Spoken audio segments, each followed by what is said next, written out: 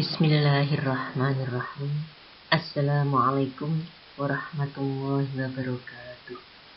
Anak-anakku semuanya, pada hari ini kita akan membahas tentang warisan dengan tema meraih berkah dengan mewaris. Adapun tujuan pembelajaran hari ini adalah peserta didik diharapkan mampu 1. Menjelaskan pengertian warisan. 2. Membaca ayat Al-Quran dan hadis yang berkaitan dengan warisan. 3. Mengidentifikasi sebab-sebab seseorang bisa menerima atau tidak bisa menerima dari harta warisan. 4. Menerapkan perilaku mulia yang berkaitan dengan warisan. Baiklah anak-anakku, kita mulai dari pengertian. Yang pertama, pengertian mawaris. Mawaris adalah serangkaian kejadian mengenai pengalihan pemilikan harta benda dari seseorang yang meninggal dunia kepada seseorang yang masih hidup. Sedangkan warisan adalah berpindahnya hak kepemilikan dari orang yang meninggal kepada ahli warisnya yang masih hidup, baik yang ditinggalkan itu berupa harta, tanah, atau apa saja yang berupa hak milik legal secara syar'i.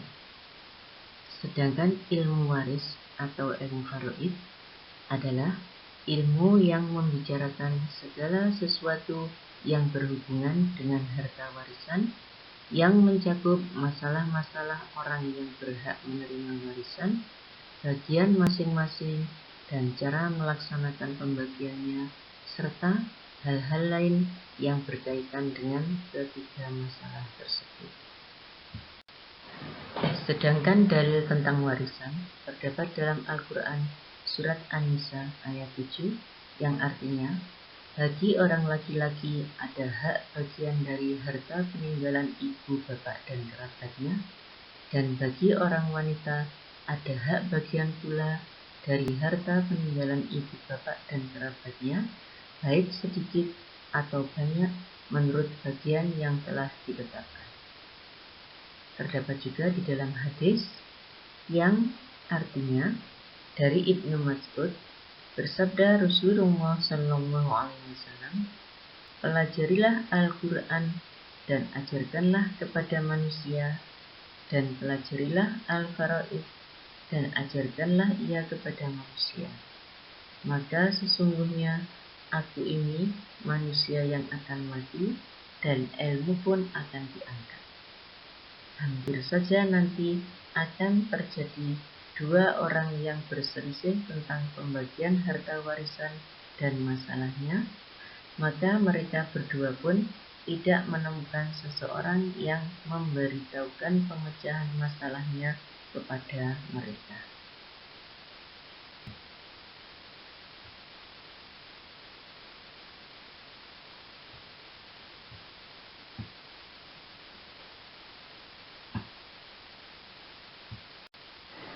Sekarang mengenai ahli waris.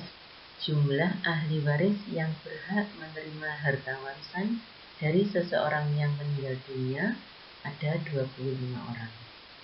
15 orang dari ahli waris pihak laki-laki yang disebut ahli waris asobah, yakni yang bagiannya berupa sisa setelah diambil oleh zawil furud. Sedangkan yang 10 orang dari ahli waris pihak perempuan yang biasa disebut ahli waris zawil furud, yakni yang bagiannya telah ditentukan. Nah, anak-anakku, ada beberapa syarat untuk mendapatkan harta warisan, yang antara lain A. Tidak adanya salah satu penghalang dari penghalang-penghalang untuk mendapatkan warisan. B. Kematian orang yang diwarisi, walaupun kematian tersebut berdasarkan vonis pengadilan. Misalnya, hakim memutuskan bahwa orang yang hilang itu dianggap telah meninggal dunia. C. Ahli waris hidup pada saat orang yang memberi warisan meninggal dunia. Selanjutnya, seseorang bisa mendapatkan harta warisan disebutkan karena hal-hal sebagai berikut.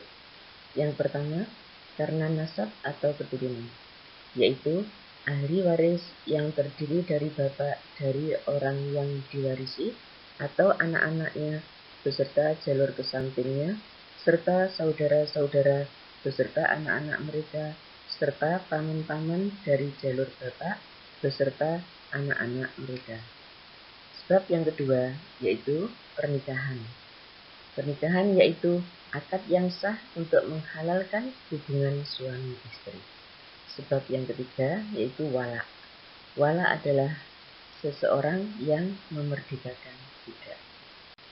Ada juga seseorang yang tidak bisa menerima harta warisan disebabkan karena A. Kekafiran, B. Pembunuhan, C. Perbudakan, D. Perzinaan, E. Li'an. Anak-anakku semuanya, ini yang terakhir. Setelah kita mempelajari bab warisan, ada beberapa perilaku mulia yang antara lain: 1.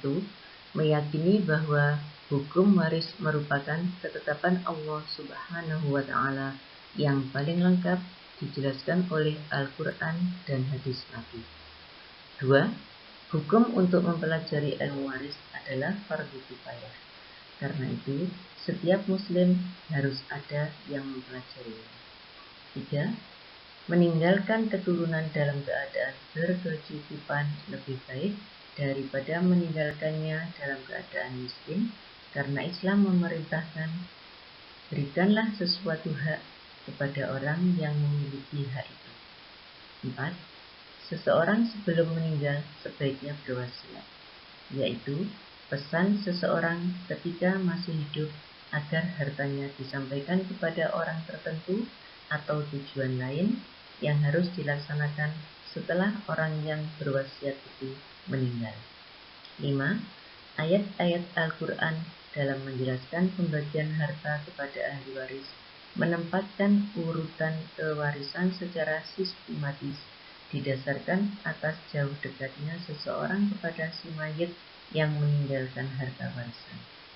Oleh karena itu, dalam menentukan ahli waris harus sesuai ketetapan hukum waris, yaitu dimulai dari anak-anak yang dikategorikan sebagai keturunan langsung, kemudian kedua orang tua mayit, dan terakhir saudara-saudara yang dikelompokkan sisi dan ditambah dengan suami atau istri yang meninggal. 6. Berhukum dengan hukum waris Islam merupakan suatu kewajiban karena setiap pribadi, apakah dia laki-laki atau perempuan dari ahli waris, berhak memiliki harta benda hasil peninggalan sesuai ketentuan syariat Islam secara utuh. Demikian tadi anak-anakku pembahasan tentang warisan. Ada kurang lebihnya mohon maaf. Saya akhiri. Ihdinas siratal mustaqim. Wassalamualaikum warahmatullahi wabarakatuh.